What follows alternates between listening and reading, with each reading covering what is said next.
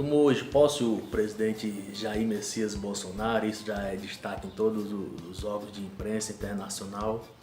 E o que nós devíamos fazer nesse momento é buscar a racionalidade e averiguar o que foi que levou à vitória do presidente Jair Bolsonaro, né?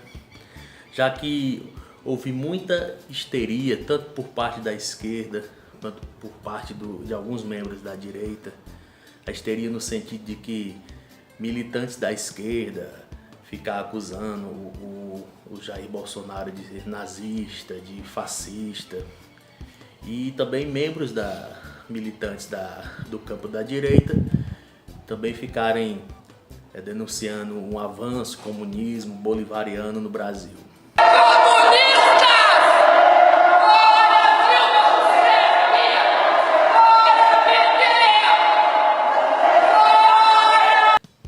Diante disso, se a gente for puxar a racionalidade, o que vai ficar bem claro que o que houve realmente no Brasil foi uma ruptura entre a elite pensante, a elite falante e o povão, né? E isso não veio de agora, assim, dessa campanha presidencial. Isso já vem acontecendo no país já há alguns anos, né? Se a gente voltar um pouquinho no tempo, ali, durante o primeiro governo Lula, que era um governo que tinha uma altíssima aprovação popular, o país vivenciou um dos poucos referendos que se tem notícias na história do país, que foi o referendo sobre a comercialização de armas no Brasil, se isso seria legal ou não, se seria permitido ou não. No dia 23 de outubro, será realizado o referendo sobre a proibição da comercialização de armas de fogo e munição. Serão 122 milhões de eleitores votando em mais de 5.500 municípios. E a maioria do povo votou a favor de que o comércio de armas fosse algo legalizado, mesmo com o governo Lula, com altíssimo índice de aprovação popular, tendo uma militância contrária a esse fato. Mesmo assim, isso foi favorável, o povo votou a favor do comércio de armas. E talvez a vitória do Bolsonaro seja também filho das manifestações que tiveram início aqui no Brasil mais recentemente, naquele período de junho de 2013, né, que naquele momento o país estava sediando a Copa das Confederações e um termo que foi muito divulgado pela imprensa na época era a questão do padrão FIFA, que teria que ser adotado o padrão FIFA para os estádios. Muitos desses estádios até hoje sem time, sem torcida para frequentá-lo, né? E o povo percebeu que isso eram gastos absurdos e houve uma manifestação, mas que ela nasce até de modo muito difusa. Era a manifestação contra tudo, contra o aumento da passagem, contra o aumento do combustível, manifestação contra todos os partidos.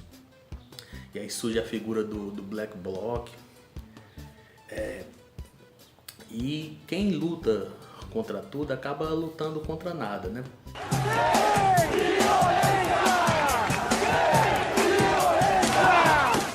E por isso houve as manifestações nesse período de junho de 2013, elas se esvaziaram, mas esse sentimento de protesto estava presente ali.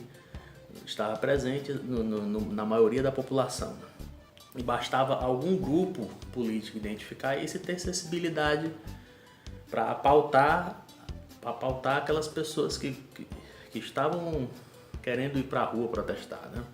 E diferente desse período de junho de 2013, as manifestações que houveram no ano de 2015, elas tinham uma agenda muito clara, tinham uma pauta definida que era tirar o PT do poder.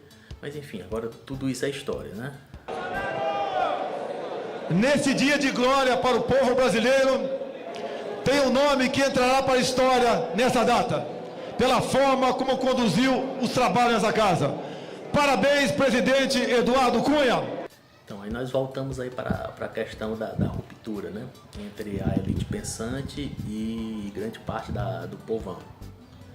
Que a gente chega na campanha de 2018, aí, enquanto de um lado nós temos as universidades e grande parte da imprensa divulgando que a campanha do Jair Bolsonaro representa o avanço do patriarcado opressor, Grande parte do povo acredita que aquele cara ali que está falando até de modo muito tosco, modo às vezes até engraçado, ridículo, mas ele está falando em nome de crenças e valores que aquela população se identifica com aquilo.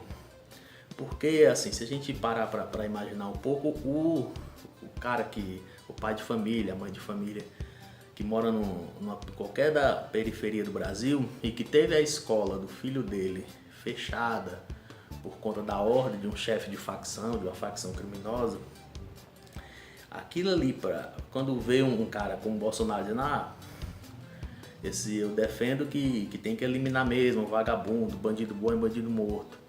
Mesmo que esse discurso ele seja tosco, a população se identifica com isso. E isso, as urgências do povo, elas são diferentes daquelas urgências que a elite pensante, a elite falante tem, né? Não importa denunciar o machismo do Bolsonaro ou a homofobia do Bolsonaro.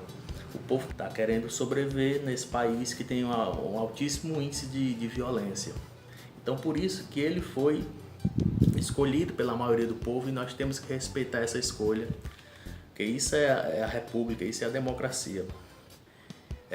Quem se interessou por esse tipo de assuntos, quiser conhecer mais sobre as manifestações, tanto de junho de 2013 como as manifestações de 2015, tem um vídeo muito interessante, é um documentário, acho, que foi produzido, se eu não me engano, pela Folha de São Paulo, mas está disponível aqui no YouTube. O nome do documentário chama-se Junho de 2013.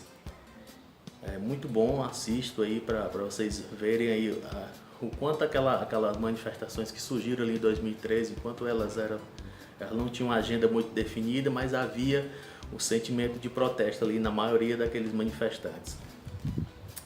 E também sobre essa questão da ruptura entre a elite falante e o povão, tem um livro muito interessante de um pesquisador espanhol chamado Ortega y Gasset.